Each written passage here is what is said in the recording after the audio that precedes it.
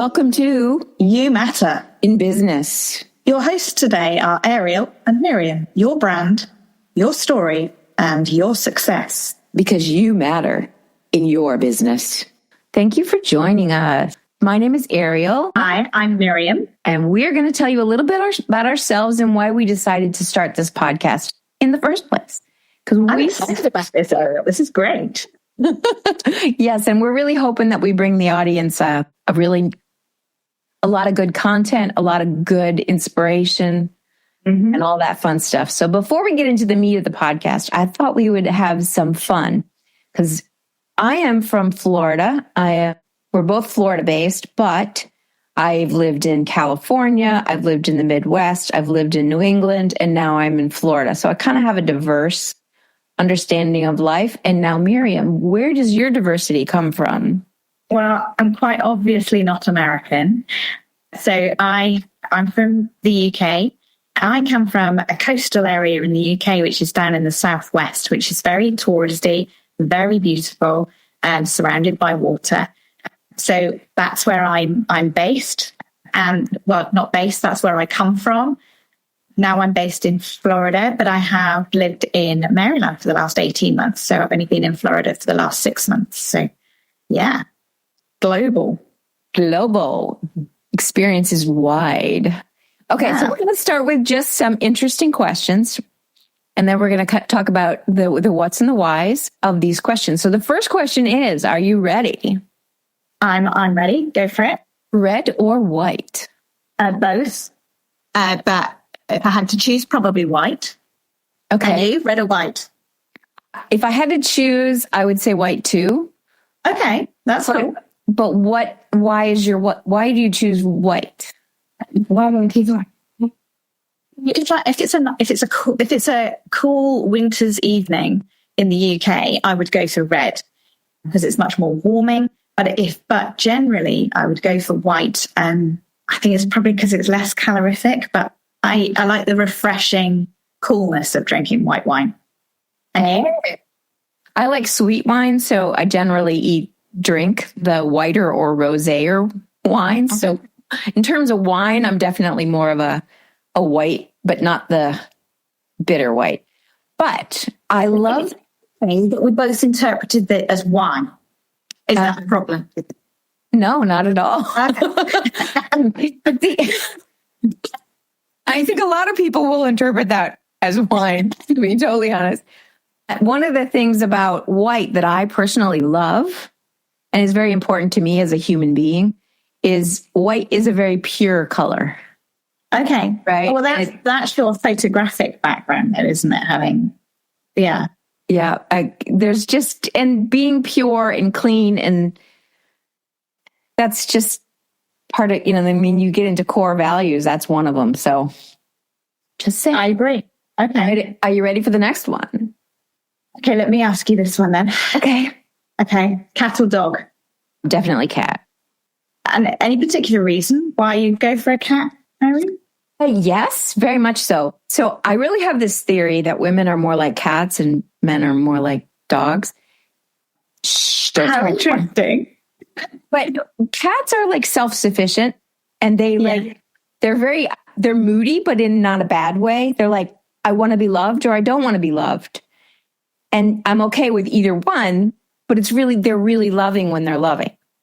And I think we tend to be that with the hormones and problems and kids and all that fun stuff. We tend to be like, go away, come here, go away. Yeah. I'm not in the mood right now, that kind of stuff. Warm me up. I've never had a cat, but they always seem to me that they only love you on their terms. And yeah, they only come back for food. And they only love you when they want food. But maybe that's right. I'm not a cat person. I'm definitely a dog person. I've got two dogs, two spaniels, and they love you all the time, completely unconditionally, and always want to be near you, and they're very loyal. But yeah, interesting. My introvertness doesn't appreciate that. I don't want you to need me 24/7. I like you to need me sometimes, but not all the time. Thus the cat. Yeah. Okay. Fair one. And they purr. Dogs don't they bark and poop. cats poo too. Yeah, they do, but they cover it up. Bury it. Anyway. All right. They're going to box in the corner. Only if they're inside. Mine are outside. I have too many cats. Not by choice. Okay. Are you ready? Yeah. Summer or winter? Funny question for a Floridian. Yeah. So, sorry that I came up with that question. So definitely summer for me, but I love the different seasons, which obviously you don't get in Florida. You do in Maryland and you do in the UK, very definitely. But I hate being cold, really, really hate being cold. So Florida's good because it seems to be this perpetual summer. It's either hot or very hot. But yeah, I'm getting used to it. But I think I am going to miss the different seasons. People tell me that you do get an autumn, fall, and a kind of a spring, but I don't know. What about you? Summer or winter? I'm kind of on the fence on this one, and I will tell you why. I used to be a summer warm person, 100%. And I mean, I like winter for some things. Of course, we don't have the same winters as the up north winters. But the older I get, the more menopausal things happen, the more I can't handle heat. So the summers are a little more than I can handle sometimes, especially here. Yeah. And I've been here almost 30 years, so I do miss the season. So I go up to like the mountains during autumn. And I haven't been in winter in a really long time though. I love snow and snowflakes, and photographing frozen bubbles sounds like a really crazy thing, but it's really fun. I like that. I mean, there might be one night out of the year that I can, like at 3 a.m, get up and try to do it. So anyway. We went to last year because we were living in Maryland. We went up to Pennsylvania and went to the Grand Canyon of Pennsylvania, and it was in the snow and it was absolutely beautiful. I can fully recommend it. I do like excursions into the snow, but I don't like being cold all the time. But yeah, snow can be really beautiful. Yeah. I used to be an avid skier, so that's why I liked snow. But kind of hard to do that in Florida. Just saying. Very hard to do that in Florida. I came down here to water ski, but didn't realize that. There are things called alligators in the water. Yeah, there are. That's what worries me about doing anything like paddleboarding. What happens if you fall in and there's... Hello. You only paddleboard in areas that are like, there's certain areas that are much better to paddleboard than others. So that's the key to that. You don't go to Lake Monroe, which is in Sanford, Florida, or Jessup. Just if anybody knows Florida, those two lakes are literally filled with alligator seep, and you never see boats on those lakes. Funny that. There's a reason. I didn't know that when I first moved here. As I went water skiing on Lake Monroe. Oh, well. Oh, well, you live to see another day. Bless you. Okay, next question. So, morning or evening? I think I know this one about you. Okay, wait, which one? I don't think you're a morning person. No, I'm actually brain dead in the morning.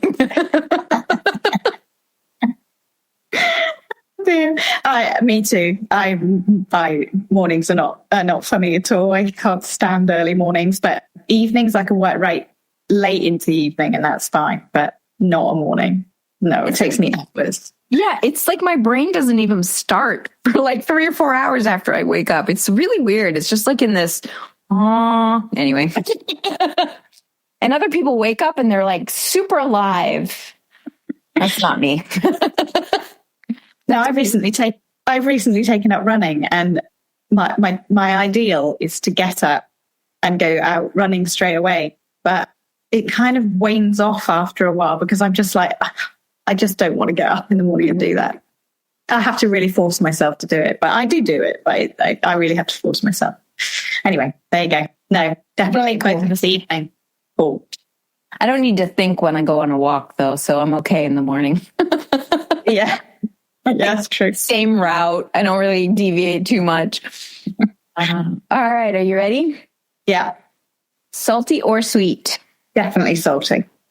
Oh, You? interesting. Definitely sweet. Oh, okay. Yeah, no, give me a jar of olives any day over a bar of chocolate. I do like chocolate, and chocolate's one of those comfort eating things, isn't it? But I would much rather have, if there's on the menu, if there is cheese and biscuits. Oh, you don't call them that. Sorry, I like crackers. Okay. It's a whole different language. Yes, it is. Because I would choose that over key lime pie. Sorry. What about you? What would you have for it? I would definitely choose the key lime pie over the cheese and crackers. Definitely. Cheese and biscuits. Cheese and biscuits. But biscuits for you. But aren't biscuits like what I would call scones? Because I call... Go on. So what is a biscuit? Is a cracker, what we call crackers? See, this is an educational program where we teach people the difference between English and English. Break down the barriers between the British and the American. Part of the reason we thought this would be a fun podcast is because we come from such different perspectives. And that's why we're doing this, quick fire questions, because we come from such different point of views, but we basically work towards the same goal. So it really makes the experience for our audience, I think it'll be more fun because we do come from such different perspectives, including the way we speak, which is fine. Yeah. Yeah, but that language barrier. So biscuits to me, biscuits are the crackers that you would have with cheese, but biscuits are also cookies. We don't call them cookies, we call them biscuits. But biscuits for you are what we call scones. Yeah. But you have savory scones or biscuits and sweet biscuits so that because sometimes you have them with gravy. Yeah, that's what I would call a biscuit, right? Gravies and biscuits. That's they're usually round, sometimes flaky. And then the scones are the triangle things that are more like, I don't know what they're like, but because I don't eat them, but okay. They do have scones here, but it comes from England, but they're triangles.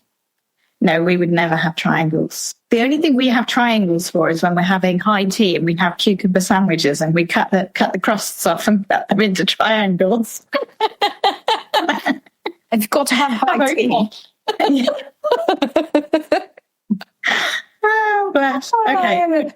Okay. So tell me, what about dream job or lottery win? Dream job, 100%. So if you won the lottery, would you give up working? Well, how much do I win in the lottery? Okay. Well, I'm guessing if you won where it gets up to next to $1 billion, you probably wouldn't work again. But if you only won, let's say only 3 or 4 million. Only 3 or 4 million. Yeah. Well, I would never personally play the lottery, just saying. So that's probably one of the reasons I answered the other way, but because I don't like risks that are a waste of money. Okay, fair one. It's a really, really small percentage of people who win, and they're just wasting. Most people are just wasting their money and paying. And then most people who win the lottery have a horrible life because they don't know how to manage money. So I still think if I did win or inherited or whatever, a large sum of money, I would be very strategic with it just because of my nature. I would probably try to create a business for my kids to thrive or, something more than me because I don't need to live like a millionaire, nor do I want to. So, but, having a house in the Caribbean would be really nice to go visit. So, there's a piece of you that would be taking care of a few things. You'd buy a house. Surely you'd buy a house in the Dominican, wouldn't you? Isn't that where your history is? I would definitely buy a house in the Dominican. I would have it built, actually. Oh, ocean. Oh, nice. And it wouldn't even be that much. No, probably not in the Dominican. As much as you buy a normal house here, I could build a very nice place on the ocean in the Dominican. Wow. Well, I'm going to stay friends with you because I'm going to go and stay in your Dominican. Okay. So what about you? Dream job or lottery win? Well, I have won the lottery. Really? Yeah. In the United States? No. But only a very, very small amount. But so in the UK, you get five numbers. So it's 6 numbers plus the bonus ball. And this is way back when. I don't know whether it's still the same now, but this is it was only a few months after the lottery had started in the UK. And everyone was buying it because it was super new and it was exciting. And I was at university and had absolutely no money. But this is really embarrassing, but me and my best friend who I lived with, we would split the £1 ticket. She would pay 50p and I would pay 50p and we would buy a ticket. And we would say, okay, we're gonna split the winnings. And we had an argument one week and we didn't do it. And I bought the ticket on my own and I won. And I didn't split the money. And that reveals a lot about me, doesn't it? And we're still very, very good friends. I love her to bits, but I didn't split the winnings. I only won £1,500, but I did get 5 numbers and the bonus ball, which I think was a really annoying that I got 6 numbers, but just not the right 6 numbers. Otherwise, I would have had a completely life-changing thing. And then I might have felt a little bit more guilty about not splitting it. But so it paid off. It paid off my student loan at the time and all that kind of stuff. So it was life-changing for me at the time. But if I won it now, it depends how much I win. I just want to spend my life traveling. But now that I've found my new vocation in life, I think I might keep doing it in the background just because I can do coaching from anywhere in the world. And half of my clients are one side of the Atlantic and half of them are the other. So I can literally do it wherever. So perhaps I could travel and still try and support and help and, give life-changing experiences to other people as well, whilst I'm also seeing a bit of the world, maybe. Yeah. And that's kind of the way I see it too, because I could never live in just personal luxury. That's just not who I am. I like to share, give, help others grow, right? That's just part of my joy comes from those things. So sitting on the beach and being completely self-absorbed with my riches would not make me happy. It might be all right for a couple of weeks. No, I'd have to share it with somebody. Can you imagine just sitting on the beach by yourself and drinking martinis all by yourself in this gorgeous, you have all the money in the world? You can imagine, and I can see that in your eyes. The audience can't see it in your eyes, but I can. She's like, Well, the next question is introvert or extrovert. Now, I think we might differ on this one as well. I am more introverted than extroverted, but I think there's a new classification that's kind of in the middle. What are you going to call it? It has a name. I just forget what it's called. Ambivert or something like that. In other words, you could switch. I could be extroverted at sometimes and introverted at others. And that's kind of where I fit. I'm close enough to the middle that I can push myself to be extroverted when necessary, but I am definitely introverted. Yeah, you tell me that. But since I've met you, you've definitely been an extrovert. You're just so bubbly and charismatic and loving and caring and sharing that the fact that actually you'd rather curl up in a ball and go and read a book in a corner, that isn't you. I think you're play acting. I'm completely 100% extrovert. Although I do actually love my own company and would be perfectly happy to sit on a beach with a book on my own with my millions. With my millions, but only for a certain amount of time. Then after that, I'd have to go to the local village and socialize because that's just me. I think for me, it's more, I get the introvert part is more I can only handle people for so long and then I need a break, right? So that's where the introvert comes in. It's like, I can do it. I can be out there and I can do all those things I need to do, but there's a part of me that I have to self-care.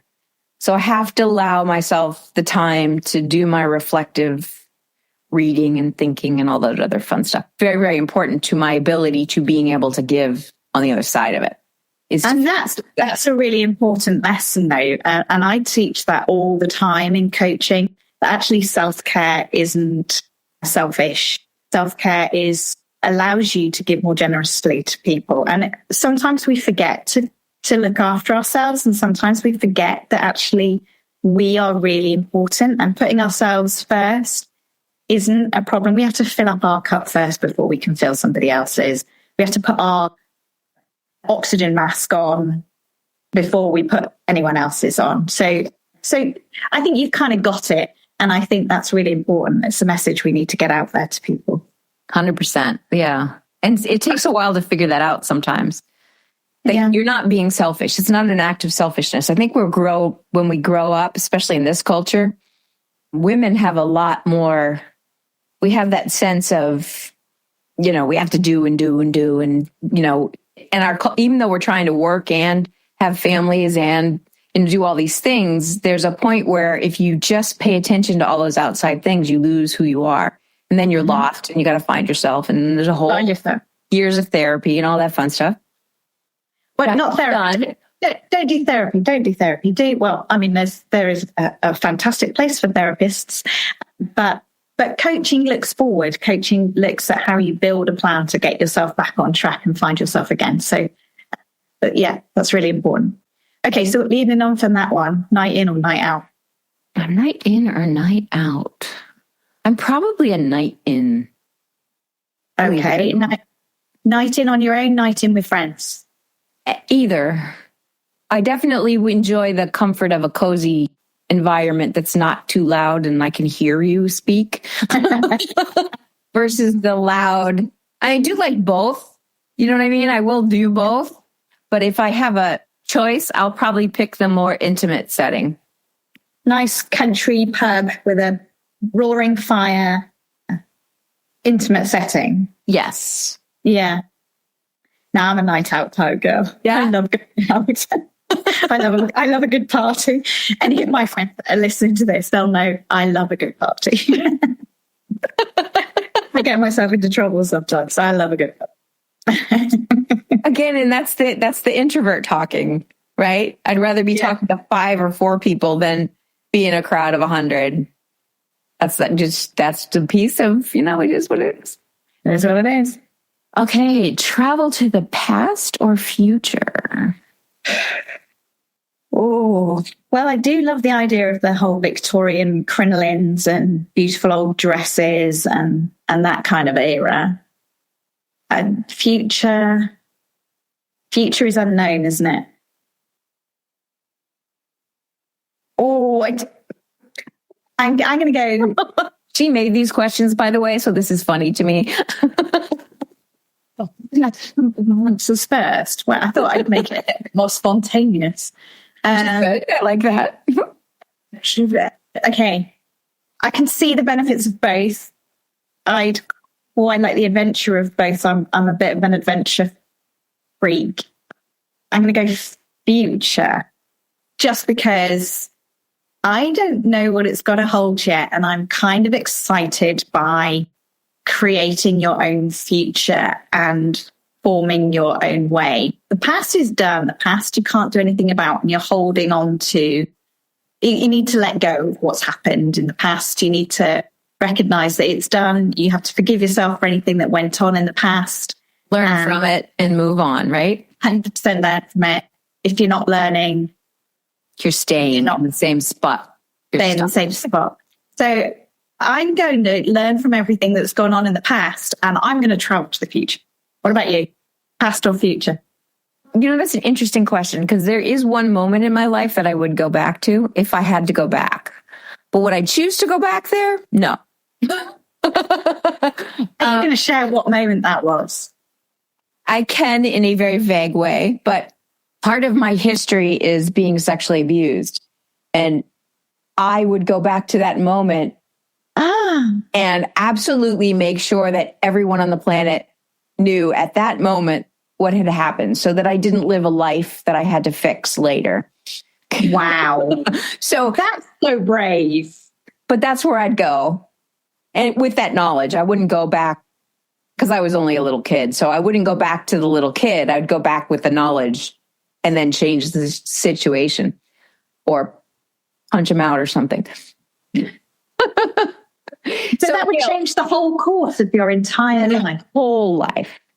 Absolutely 100%. I would have gotten where I am much faster if I didn't go through those experiences. And I know that, there's a huge amount of women who go through that.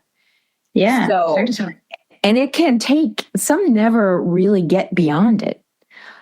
But there is a beyond it, right? Mm-hmm. And, allowing people to know, men and women, men have experienced this too, that there is a really rich, full life where you have healed all that junk and you can just enjoy life and it's not keeping you stuck, right? Mm-hmm.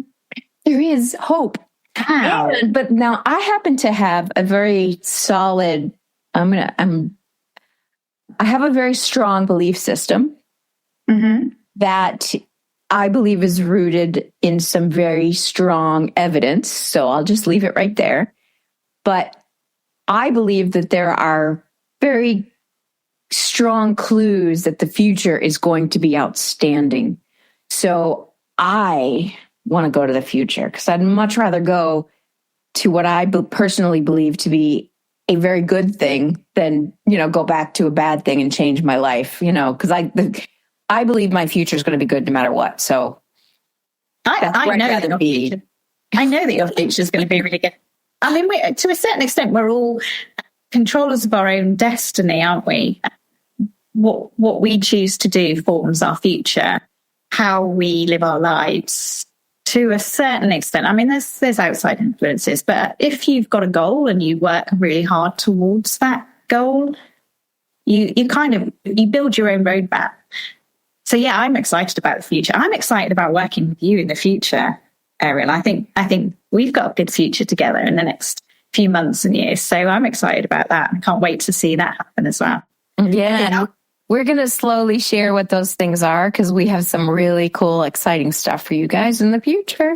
Yeah, definitely. Okay, so here's one. Here's one's really culturally based then. Tea or coffee? Oh, definitely coffee. No, definitely tea.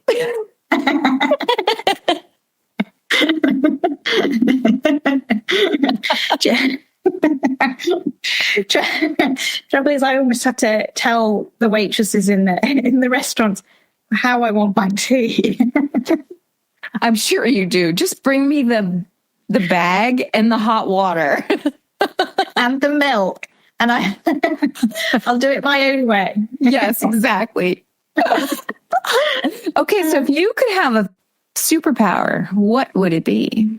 Okay, so this one's a tough one, isn't it? Because I'd love all the superpowers. I'd like to be able to fly. I'd like to be able to see into the future. I'd like to be able to see through walls. But I think if I had a superpower, I would have the skill of listening. I'd have that as a superpower. And I think as a coach, that's something that I bring very much to the party, that I try to listen really actively to my clients and understand exactly what they want with their lives and what's important to them. So yeah, I think I'd like to have the superpower of an active listener. Okay. What about you? Before I go there, I want to ask you a question, if that's okay. So listening is definitely a skill, right? And it's a skill you can learn, but it's also a skill you have learned, right? Most of us listen the way we were taught what listening is, which could be good listening or bad listening. For most of us, it's not good listening. But when you say active listening and as a superpower, I mean, there was, Superman who could hear really far away when he wanted to. And then there was people who can read minds, so they really know what's going on in their head versus what's coming out of somebody's mouth. Yeah. So what would that mean as a superpower? So a little bit. I don't want to see into other people's heads. I think it's far too chaotic to be able to read someone's mind. I think certainly my clients share with me things that they want to share with me. And it's almost intrusive to go any further than that. I think active listening gives people that safe space, gives people that time to reflect for themselves, so that what actually comes out of their mouth eventually, through building a relationship of trust and honesty with my clients as well, that they do share their innermost thoughts with me. So I don't want to go into their heads and grab things that are too personal to them, or they're just not ready to share. But by building that relationship and actually being there for them and listening to them and giving them that time and space in a non-judgmental area, I think my clients do share things with me that perhaps at the beginning of our relationship, they perhaps weren't intending to, but I think it's important to build that relationship with them. So yeah, definitely more of a kind of empathetic listening. And it's all about that relationship. So it's about building that ability for them to communicate and share their innermost thoughts in their time, their space, how they feel comfortable with it, so that we can then move on and build the kind of life that they want. And that's what coaching's all about, isn't it? It's about skills that developing those skills. In the therapy world, it's cognitive therapy. Mm-hmm. It's not, you have these habits, you have these thought processes that you need to either throw away or reframe, right? Mm-hmm. In the coaching world, it's reframing. So it's very similar, there's the different kinds of therapy, but that to me would be if I was going to say, you need a therapist or a coach, you need to find somebody that is going to do exactly what you're talking about, who's going to help you figure out what is in your way, what are the blocks, what are those messages that you're telling yourself, and then give you the tools to make better decisions, to make better choices. And like muscles, you've got to train them. Yeah. I think there's a common misconception about coaching, that if you go to a coach, they're going to give you all the answers. And that's not what a good coach does, because actually you're far more likely to follow through on things if you've come up with them. So a good coach will listen, a good coach will understand where you want to get to, and then they will help you to reach inside yourself and find the answers that you actually want, but give you, and this is where I think I try really hard to give people tools and strategies. So they come away from a 12-week session with me with a whole toolkit full of things that they can use. So learning how to reframe, learning how to not listen to those negative self-talk, learning about imposter syndrome, and actually that everybody suffers from imposter syndrome and that we never feel good enough. We always feel like we're a fraud. But just working out those tools and strategies that work for that person, because none of us are the same. And it would be a horrendous world if we were all just carbon copies of each other. So something that works for one person isn't going to work. And that's why this relationship works so well, because we do come from really good, different perspectives. And something that works for you doesn't work for me. Something that works for one client doesn't work for another. But it's being able to give them a range of strategies that they can go, do you know what? That's really good. I like that. I can make that work in my life. So yeah, there you go. Did that answer the question about my superpower and my active listening? I don't know whether it did. I think I went off tangent. I believe it did very nicely, actually. Okay. So tell me, what about you? What's your superpower, or what would you like your superpower? You've got hundreds of superpowers, but what would you like your ultimate one that I definitely do not have that I would really love is the ability to fly. Yay. So now I could always get one of those low flying gliders, because to me that's the zone of space I would like to fly in, is like right above the tree lines. Nice. There's just this neat way, look, when you're above and there's freedom to it. There's a lot of songs through my life that, if I could fly away, there's just certain situations in life that if you could just fly would be so much nicer than, I got to get in the car and, so anyway, I wouldn't spend thousands of dollars on a stupid airline. I just go there. Just go there. I like that. I think it probably gives you, I think you should be able to fly. Let's see when in your future you might be able to fly, but take your camera with you, because I think flying will give you a completely different perspective on life. Actually, there was a photographer, just quickly, but there was a photographer who had developed a disease that his life was gonna change. And he knew he had like a few years before it would change. And he and his son got on those ultralights. So the low flying planes, they both had one, and they literally flew across America. Wow. In those planes. They had a whole route planned, and they both are photographers. So they shot from up above, and they have a whole book on it.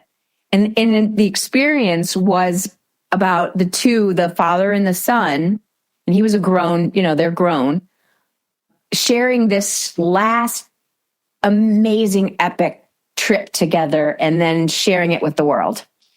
Wow. So I was like, what a cool thing, huh? Yeah, definitely. I'd really like to do that.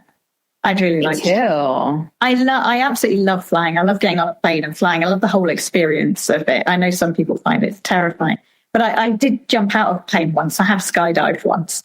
And for someone that, did you not know that? No.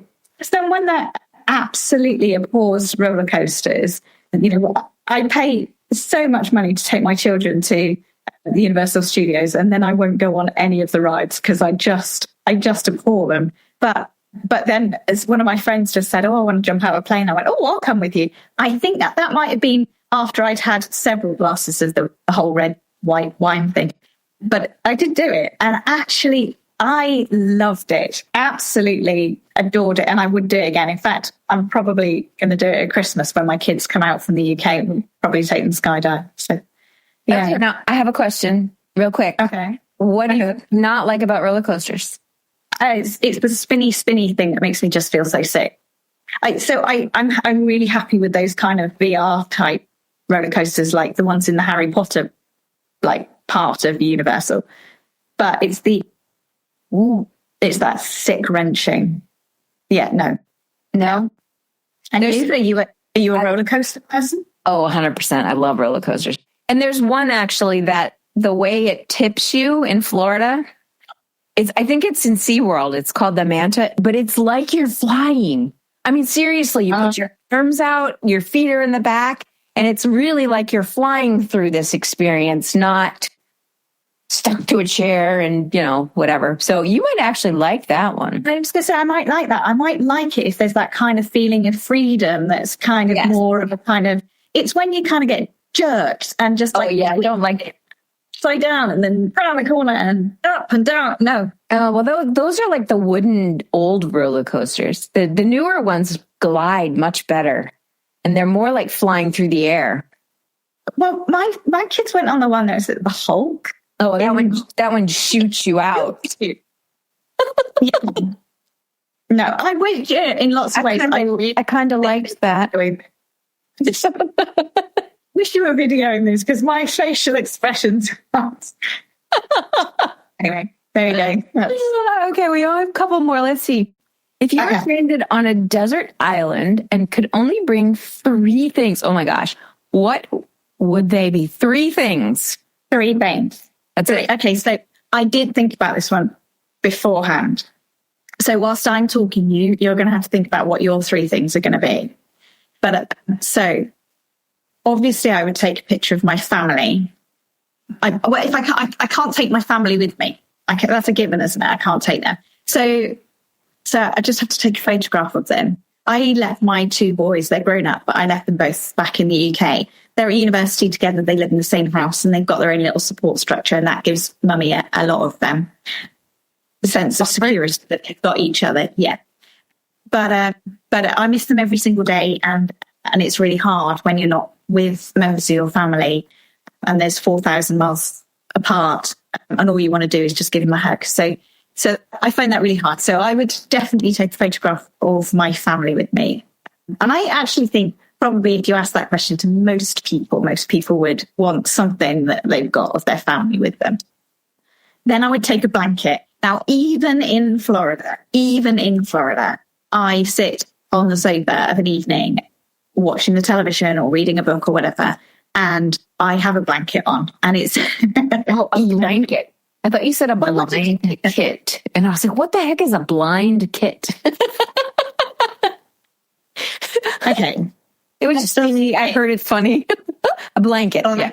I thought you were going to say to me that, what's a blanket? No, a blanket. I like, what else do you call them? No, it's a blanket. Mm-hmm. Yeah, that's good. Okay. I just thought we'd find another word. Okay. I just heard it different. So that comfort of wrapping yourself up in a blanket and being warm and snuggled and safe, that I love a blanket. So I'd have to take a blanket with me. And then boringly, probably either a good book, and it would probably be a non-fiction book so I could continue learning, because I think it's really important that all the way through our lives we continue to learn and develop and take other people's perspective of life into consideration. I think that's really important, to be able to hear another perspective and maybe not agree with it at all, but be able to understand it and learn from it, I guess. But I might take a pen and pencil or a pen and paper pad and do some journaling. And then if I ever got rescued from the desert island, I could sell my memoirs. Well, that was 5 things, but that's okay.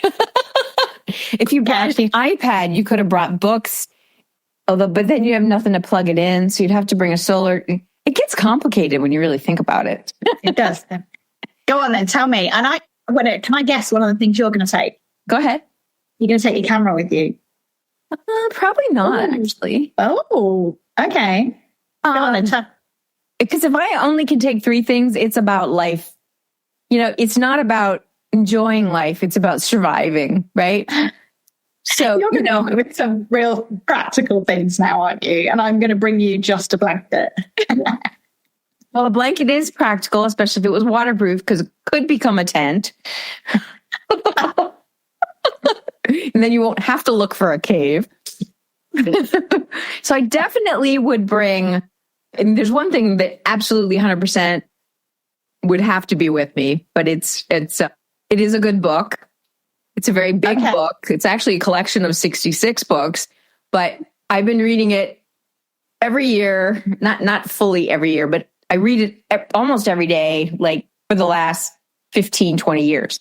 So, and no matter how much I read it, I learn. So like you were talking about, it's not a book you can pick up and read and I know everything. It's like the book, the more you read it, the more depth you see, and the more wherever you are in life, you hear it different. It's like one of those kind of books. So that would definitely come with me. And then I would definitely bring a camping kit. Yeah, but that's cheating. Okay, so I would bring a shovel. Okay. I'm afraid a shovel will be pretty important. That's the practical side of me. Notice you didn't take a camping stove with you. No, I mean, I know how to make fire. There's, I'm hoping there's trees on this place, or at least pond fronds I can cook with. And I can take a stick and turn it into a fishing pole if I need to. So I'm thinking practical here. Okay, one more thing. What would I bring? Can you bring a lifetime supply of something? Because I'd bring a lifetime supply of water.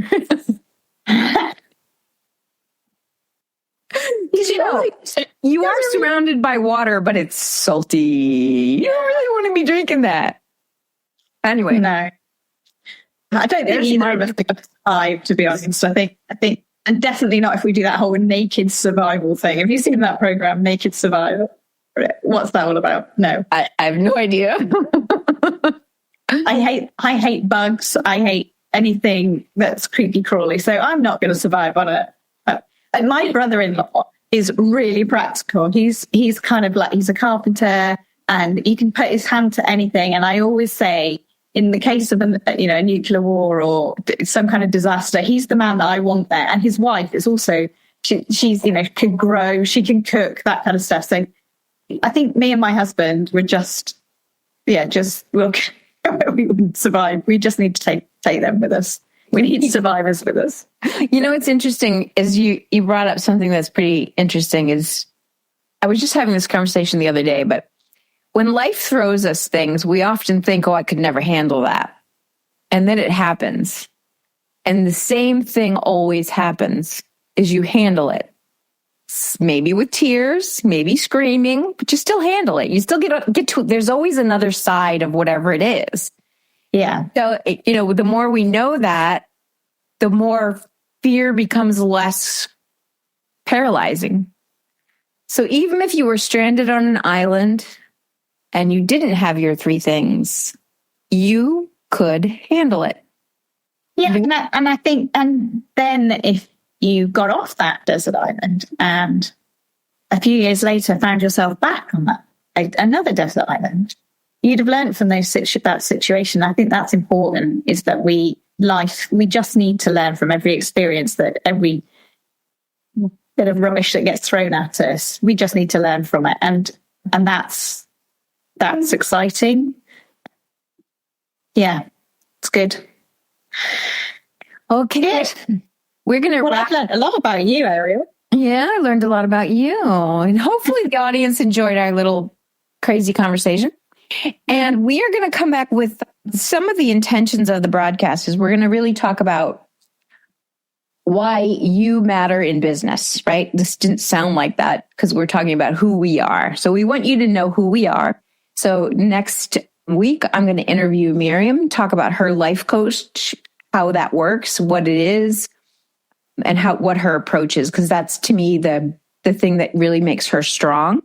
And then the week after, she's going to interview me, and I'm going to share with you about how the personal branding photography sessions really help women on a totally different level, but really accomplishing the same thing. It's all about self-confidence, feeling good about yourself.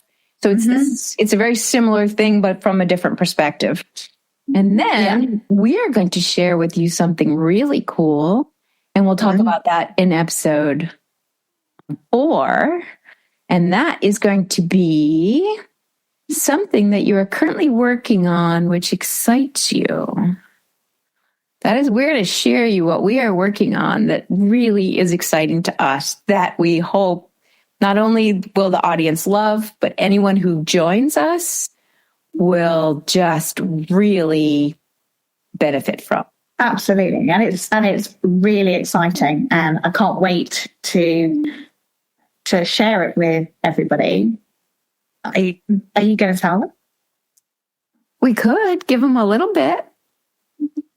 Go ahead. Give them a little bit. So perhaps we ought to say where the idea came from. Well, you share. Where did the idea originally come from? That this is something that would benefit a lot of women, especially women in business, especially women.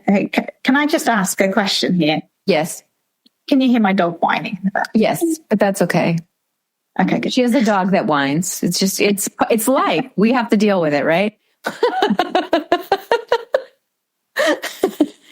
I'm really sorry. I just wanted to know the soundtrack to the podcast is my dog going, no. Okay, good. So where did the idea come from in the first place, Ariel? Like all good ideas, it came from inspiration from others. So I went on a personal branding session myself about a year ago, where I put myself in front of a camera, which was very uncomfortable, very, none of us like to be photographed. That's just a fact. But I knew for my business, I needed to do that. So I sat with several different business owners. We went through an experience together that was mostly focused on photography and getting your shoots for your, basically, shoot in a day. You get a year's worth of content that you can share yourself out slowly. Right. And that was a great experience. And I wanted to personally give people more. Okay. Which is where you come in, because what I don't have in my skill set, Miriam does. So together we are creating retreats for women in business that are going to be fun, educational, and you will come out of those not only with, marketing material for your brand, but also clarity, all kinds of things. So we will share that with you as we go. Anything else you want to add to that? Did I tell too much? No. I'm excited by it. And I think if I wasn't part of your team, I would love to be involved in it, because I think it's going to be, as you say, educational, collaborative. It's going to build women up. And but as you say, end up with them having something that they can definitely use. But not only will their brand be stronger as a result of it, but I think they as people will be stronger as a result of it. And it's really exciting, I think. Yes, absolutely. Stronger, more confident, more clear, all that fun stuff. It is exciting, and we can't wait to get it rocking and rolling. But thank you for listening to us. Thank you. It's been fun. See you next episode. After all, it is your brand, your story, and your success. Because Ariel and I know you matter in your business. Thank you for listening to the You Matter in Business podcast. Please follow, share, like, and comment. We would love to hear from you. This podcast is sponsored by Ariel Faith Photography and Enrich Life Coaching. The show notes provide more information on how to contact Ariel and Miriam and any guest speakers who share in our journey together.